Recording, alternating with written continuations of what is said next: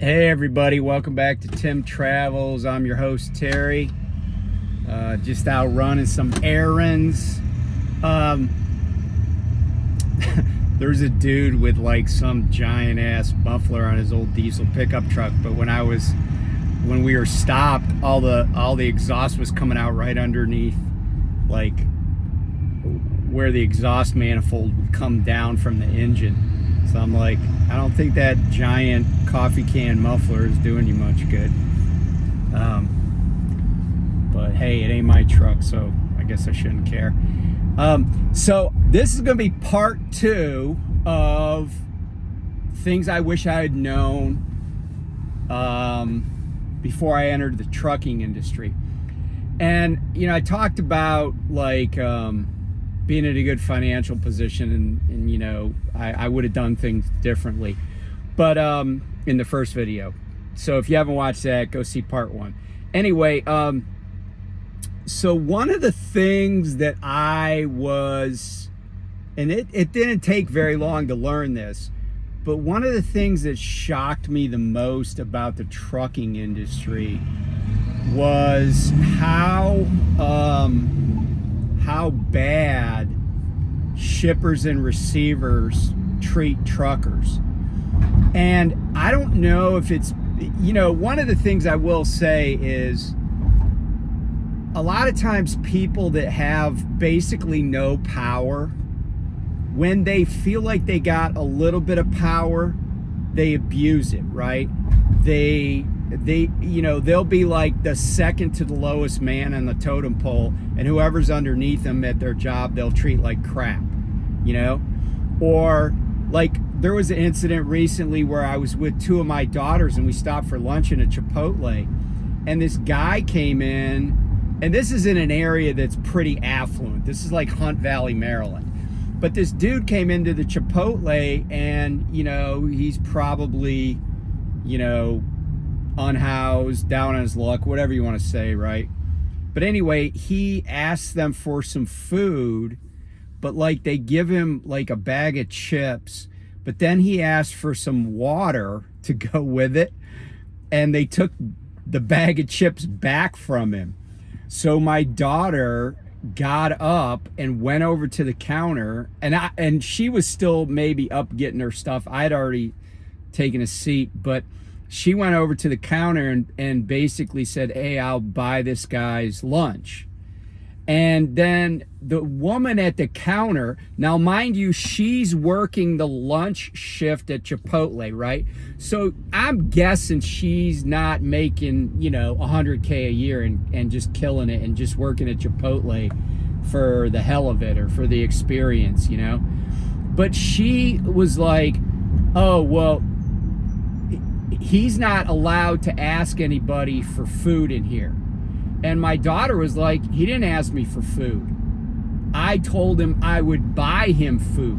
But then this woman wanted to just like double down and act like my daughter was all messed up, And my daughter is not gonna stand for that. And my daughters are like their mom. They ain't putting up with any BS. And my daughter's like, "Just give him his food that I paid for." And this woman was, and then I started seeing what was going on. My other daughter, and I see what's going on. But then this woman is still like running her mouth. And I was like, and I said, she's like, "Well, he's not allowed to do that," or, and my daughter's like, "Look, his food's paid for."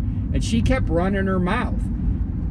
And I finally said, "Yeah, you're still talking, right?" Like, what did that woman care that this dude got a meal bought by another patron? I mean, would she say the same thing to 2 guys from a law firm, and one of them's like, "Oh, dude, I left my wallet in my desk. Can you just can you just take care of this?" That would be the same thing as asking somebody to buy you food. But she wouldn't say that to 2 guys with coats and ties on. So anyway, with that kind of subtext, right,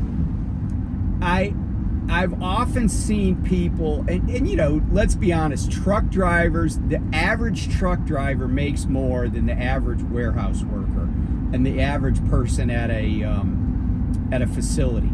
And I'll admit this goes both ways. But especially since COVID, I have seen any number, I mean, just over and over again, truckers being treated, like they're subhumans. And what I'm talking about, if you're not in the trucking industry, you may not realize this, and if you're coming into it, you need to know this up front. Oftentimes, we are not even allowed to go inside of the buildings at a shipper or a receiver. Now, sometimes that's a benefit, right? Like they just, they have electronic bills or whatever, and they just do everything, and it's pretty quick and easy. But a lot of times it's not quick and easy, and you will spend hours and hours and hours at a shipper or receiver, much of which will be uncompensated. But then these same shippers and receivers, in some, they won't have bathrooms that are inside. So, you think about like not being able to use an inside bathroom in January in Wisconsin, or not being able to use an inside bathroom in like August in Phoenix, and they'll have some nasty ass porta-john. If they have that, like there are legit places where you will go, you will be this is a legal term, you will be what is called a business invitee. And they will not have any place that you can use the bathroom. Except now, I got to admit, I don't give a crap. If you don't have facilities for me, I will find the facilities where I want them to be. And if it means stepping in between my truck and trailer and pissing on your pavement, then that's what I'll do. And I'm not joking when I say, if you don't have facilities for me to use, and by the way, I always carry my own, wipes. I carry wipes, baby wipes for me. I carry, the jugs of Clorox wipes. So I'm prepared to clean wherever I gotta go. But if you don't even have a place for me to take a crap, and I've been there for hours and I can't hold it, you're gonna find a pile under my trailer when I leave, and that's your problem at that point. But shippers and receivers, so this is just one part of this though. Shippers and receivers treat drivers horribly in a lot of cases. Not all cases. There are some great shippers and receivers. I'll give you a perfect example of a great one. Walmart. I have never been to a Walmart that didn't have heated or air conditioned inside bathrooms, right? In like a regular restroom. They have break areas that they'll let you use. There's a Apple producer, shipper, whatever you want to call them, out in Wenatchee, Washington. Those folks, they even have showers for drivers, and you get free apples. So, those people in my book, I would always go there, even if the load didn't pay all that great, because man, I left out of there one time, and we had to mess around to get that trailer to not be over 80,000 pounds.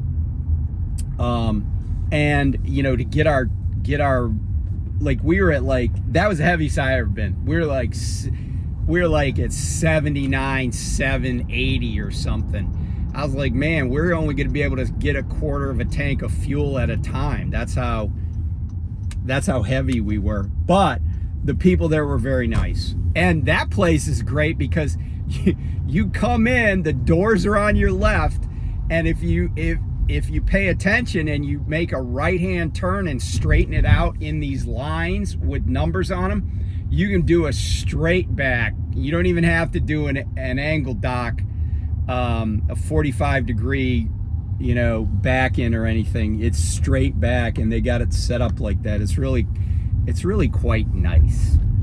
But anyway, have been at great shippers and receivers, but others treat you like trash. I'll tell you one place that I was kind of surprised that treated us poorly, and that is Nestle. Now, it's not every Nestle facility, because Nestle has lots of brands like Stouffer's and some other brands. I'm pulling up here in front of my daughter's school, but she's going to be a few minutes. But the Nestle facility in Anderson, Indiana, horrible. First of all, there's oftentimes long waits. But I was there with my son, and we had to wait a long time. And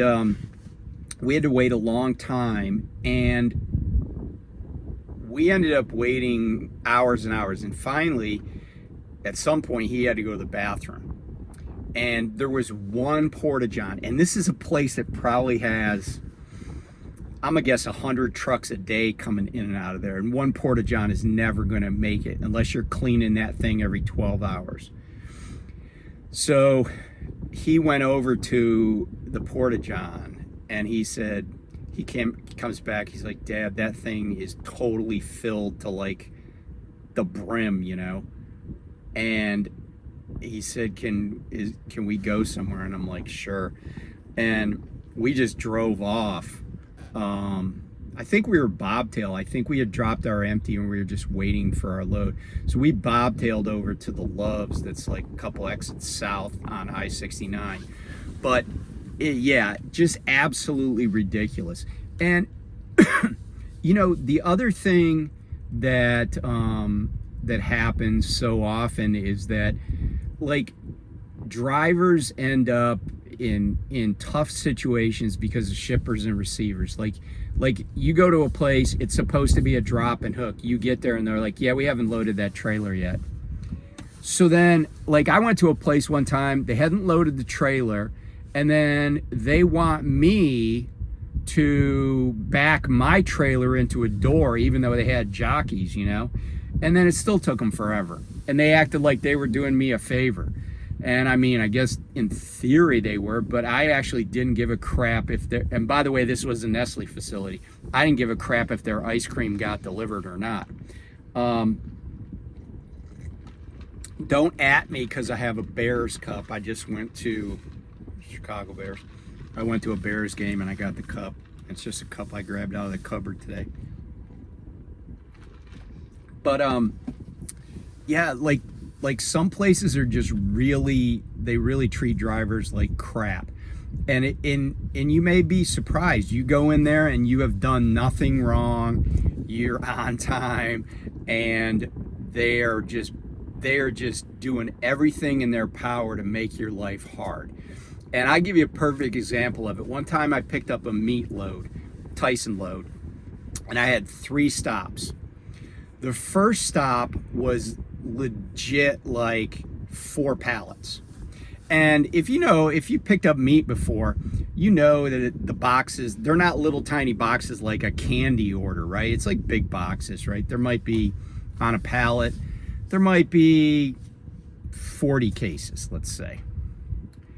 And 4 pallets, and it legit took them over 5 hours to get me unloaded. And so that made me late for my second stop. And the second stop people, they, and I called in about it, obviously, but the second stop people, they just got the stuff off the truck. Although it was this little mom and pop place, and they charged a lumper fee. And lumper fees in and of themselves are abusive drivers. Not because drivers end up being out of pocket, although some guys, I guess, probably are. It's not because of that. It's because it's just a hassle. It's a huge hassle. But anyway, I get to the third stop. The third stop, now this is kind of funny, is in my county. It's like maybe 30 minutes from my house. It's a PFG over in Union Bridge, Maryland. I get there and the guy's like, "Oh, you're late." I said, "Yeah, I know. This is the third stop and I got held up at the other stops." well, you got to pay a $300 late fee. I'm like, okay, let me check on that, because it's not coming out of my pocket. And if you've had to request something from your company, that it might take a few minutes. So this was in the middle of the day, and my fleet manager at Prime was actually not very good at handling these requests in the middle of the day. It was actually better if you asked for an EFS code or one of those codes for the checks if you ask at night, because they were more used to that. So anyway, I would say 10 minutes goes by, but I'm still sitting at the gate because there weren't any trucks coming in. And this guy kept bugging me like he was the security guard. And he's like, "You got that money yet?"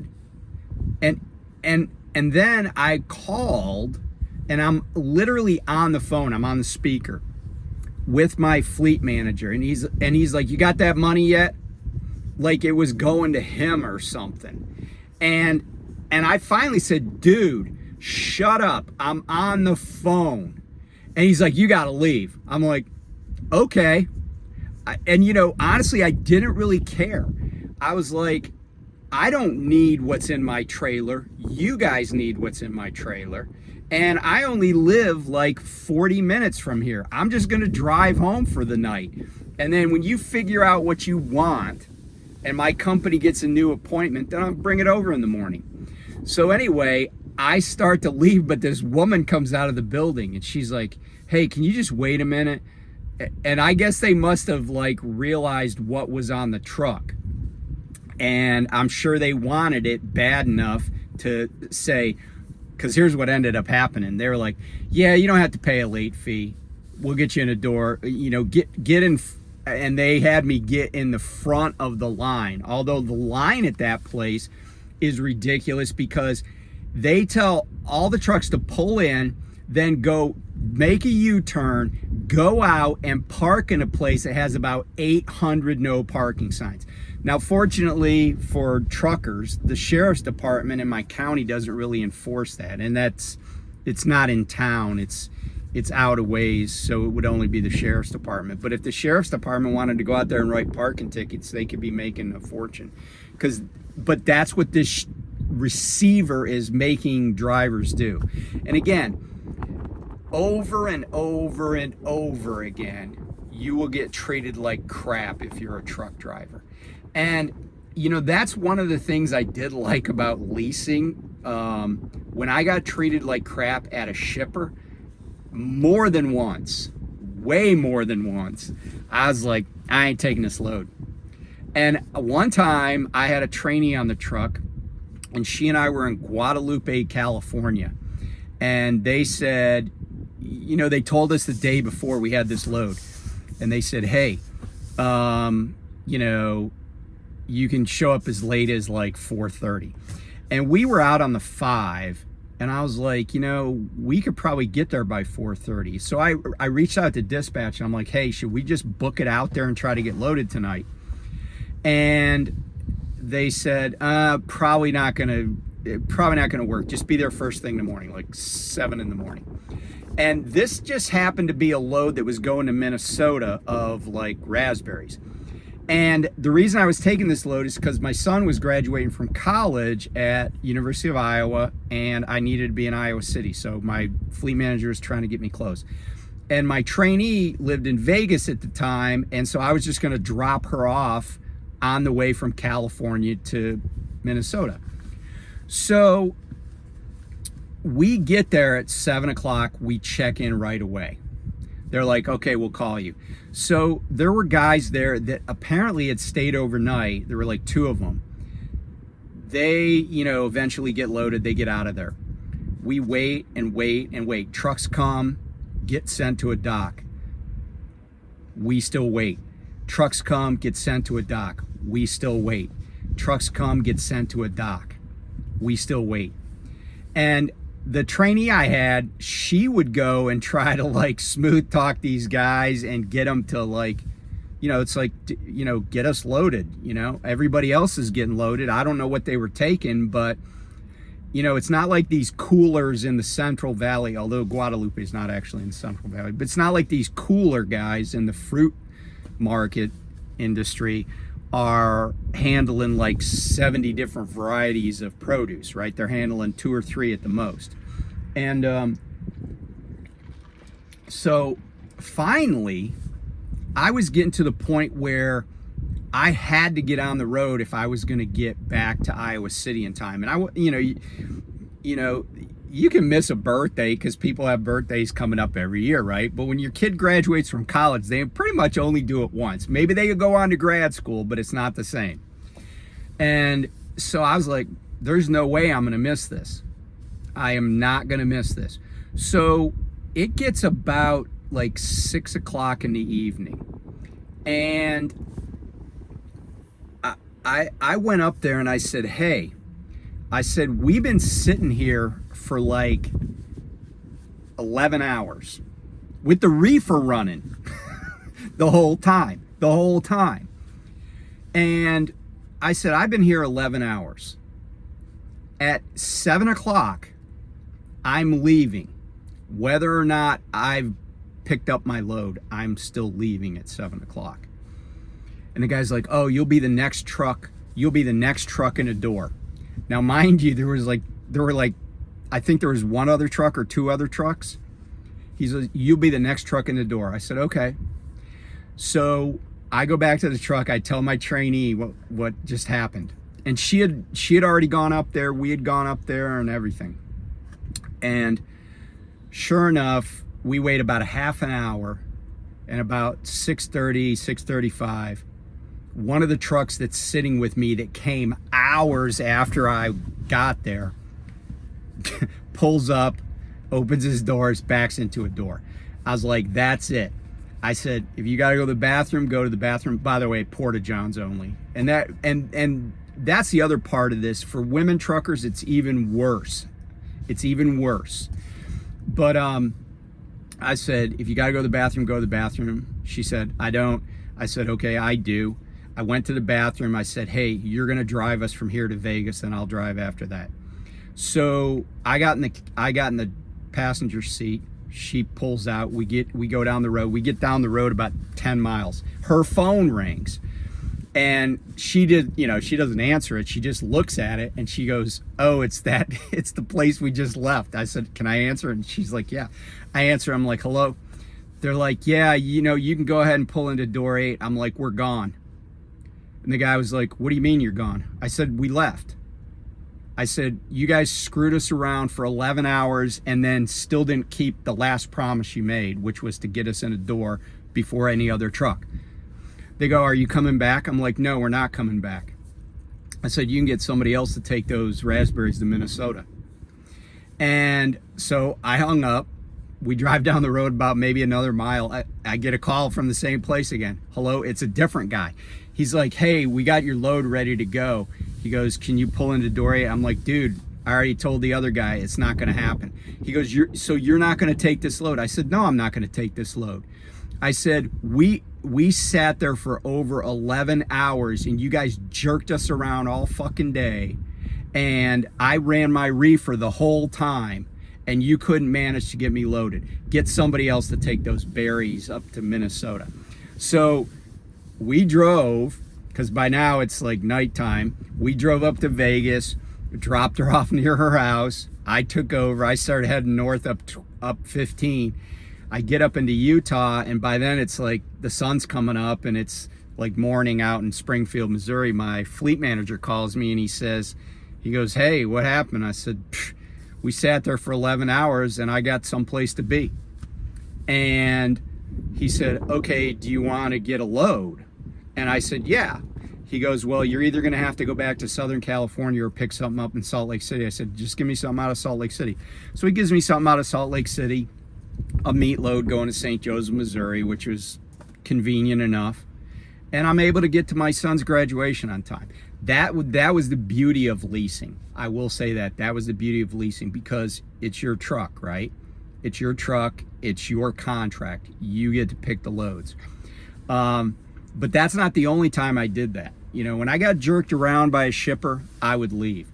And even when I was a company driver, if I got jerked around by somebody, I would, you know, if I got treated like crap, I would pass it. I would just dish it out going the other way. And one time I did that when I was a brand new driver at Domino Sugar right in downtown Baltimore. It's not downtown, but it's right in the city. And they tried to break bad on me like they were some, you know, I was some country bumpkin, which is ironic because I had several offices in Baltimore City, went to law school in Baltimore City. And they were like, well, you know, I guess they gave me attitude, but they didn't like getting it back, and they're like, you got to leave. I'm like, okay. So I left, and my managers were like, oh, let's see if we can get you a different appointment. They did. I went back, security wouldn't let me in, and so then I called my terminal back, and that the second time it wasn't my DM, it was my terminal manager that answered, and he was this good old dude. Not old, he's actually much younger than me, but he is from like Mississippi, and his name was Billy White. And he's definitely not at that terminal anymore, but Billy, I told him what happened, and he was like, fuck them, just come on home, man, because I was just picking this load up before I went on home time.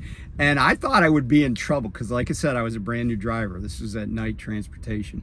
But what ended up happening is Billy actually paid me for making that stop. He paid me like $150 just for going there and putting up with that brain damage.